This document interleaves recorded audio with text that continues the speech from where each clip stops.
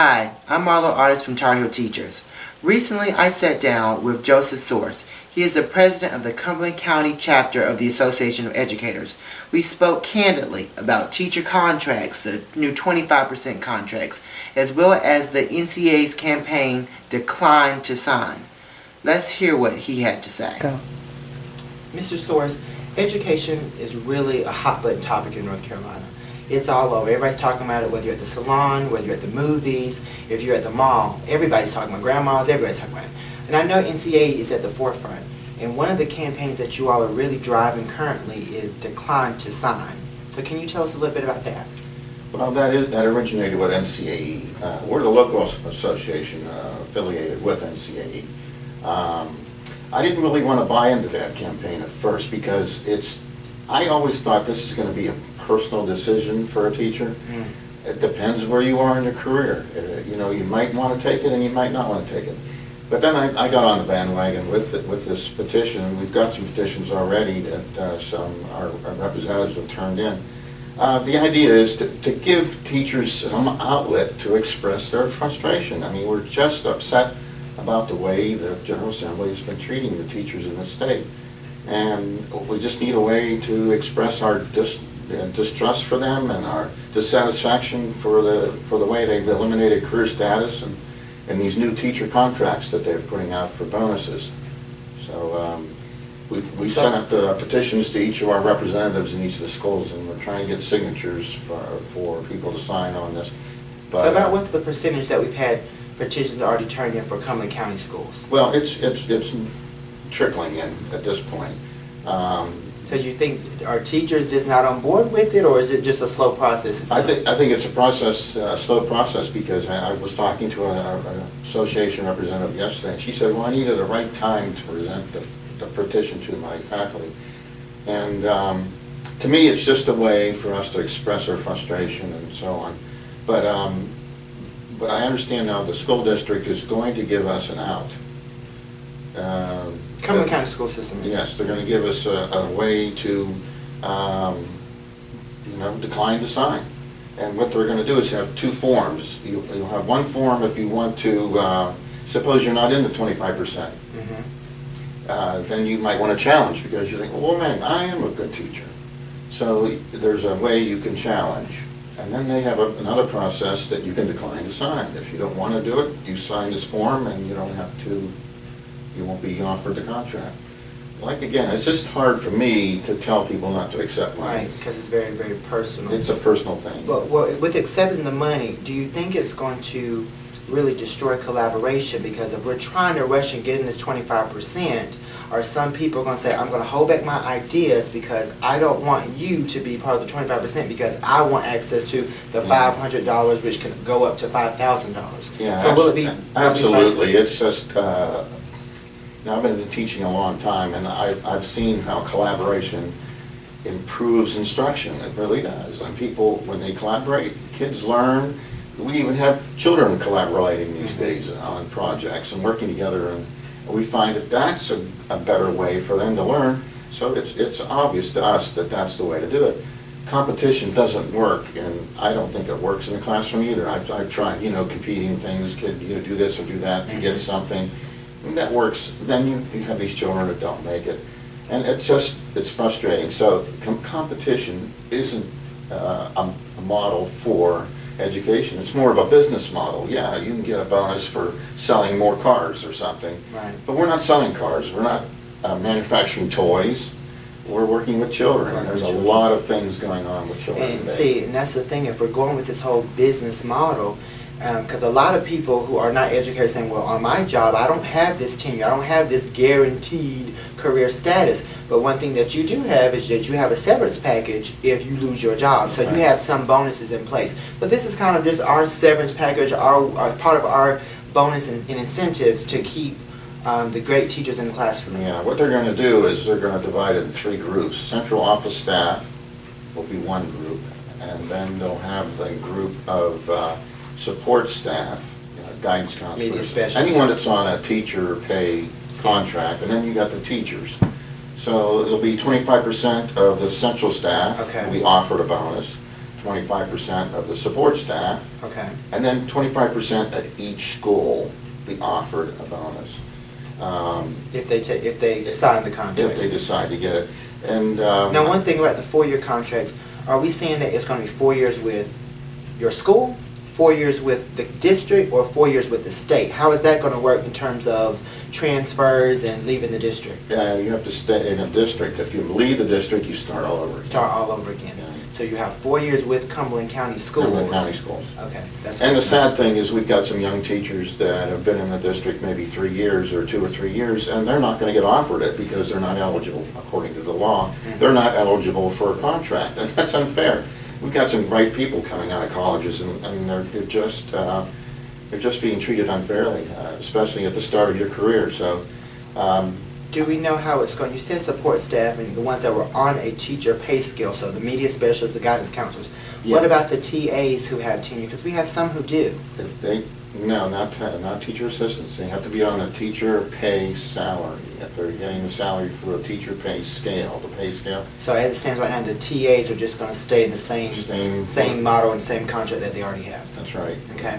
What about the longevity? Now, some of our teachers who have been with the district or the state for 10 years or more have longevity. Is this tied in? If they sign and get rid of their tenure, are they going to lose their longevity?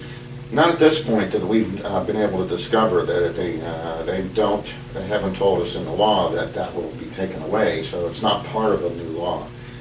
And, anything's possible with the General Assembly coming back in May. They can change things.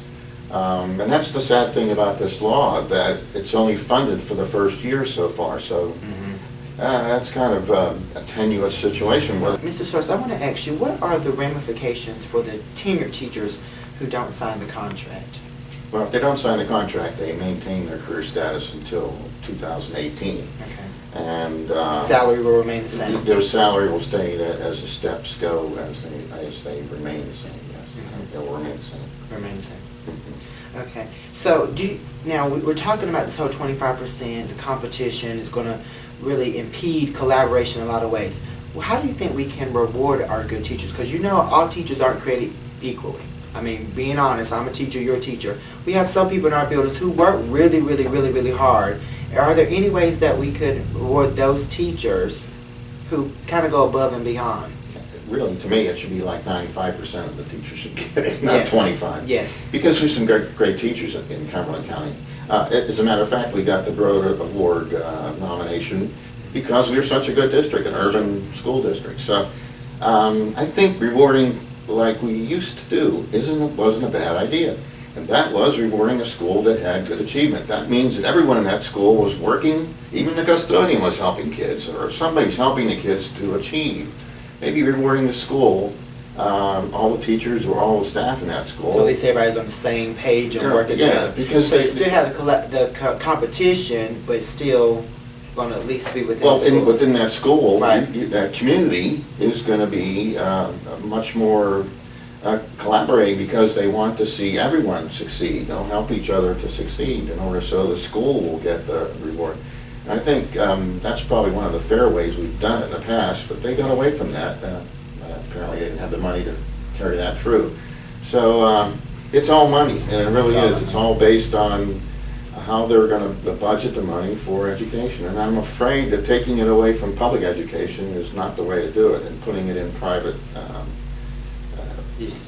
through the vouchers. That's another thing that we were working with right now, trying to get that changed. How is the lawsuit going? I know NCAE has filed a lawsuit to kind of, knock down the whole legislation that was put in place last summer in terms of getting rid of tenure. How is that lawsuit going? Have you had any updates or feedback? I haven't had any updates about that yet, but they're supposed to get something at the end of this month, in February. They're supposed to get a response back. I know the state has filed against our lawsuit. Countersuit. So, Okay. in the voucher case, that's all I know right now. As far as the career status, I don't have information about that one. Okay. So let me ask you this question too. Let's say that we move forward with the whole 25%. We move forward with the contracts. Will that make North Carolina more competitive with the surrounding states? Will it make more people want to come work in North Carolina? No, the complete opposite to me, because I've heard lots of teachers say that, well, I can go to South Carolina and make more down there.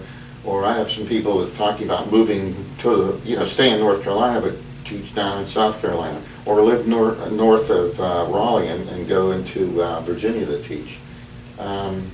It's really pushing us to the bottom of the list as far as salary goes, and prestige and education. I mean, money talks.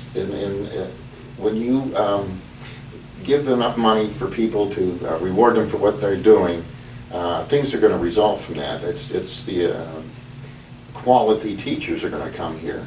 If you don't do that, they're going to go elsewhere for a position.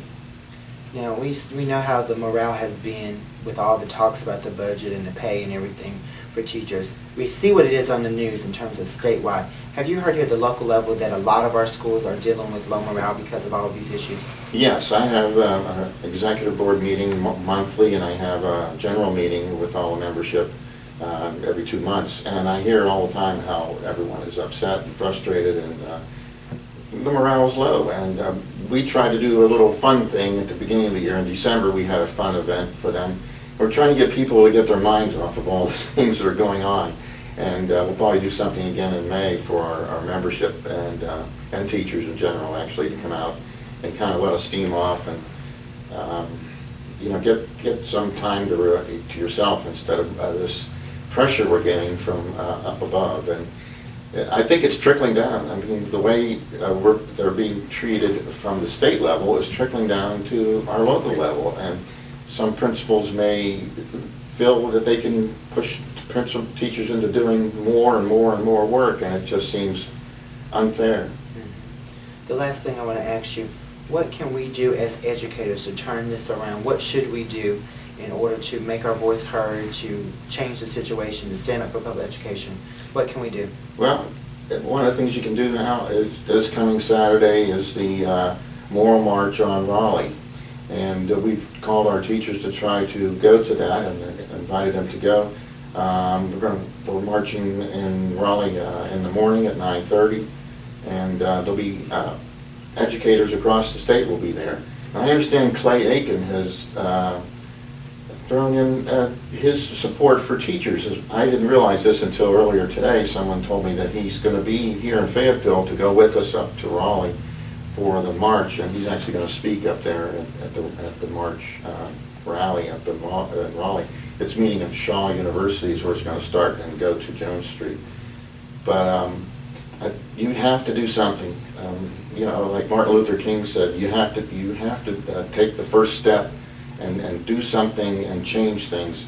Otherwise, it's just going to remain the same, and we'll be suppressed like we've been from the last few years. Thank you so much. Thank you.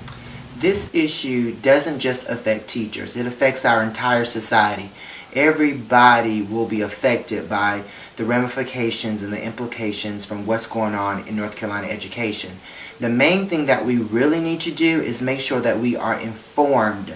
So if you would like more information, please visit ncae.org, as well as my blog, tarheelteachers.blogspot.com. Thank you so much for watching.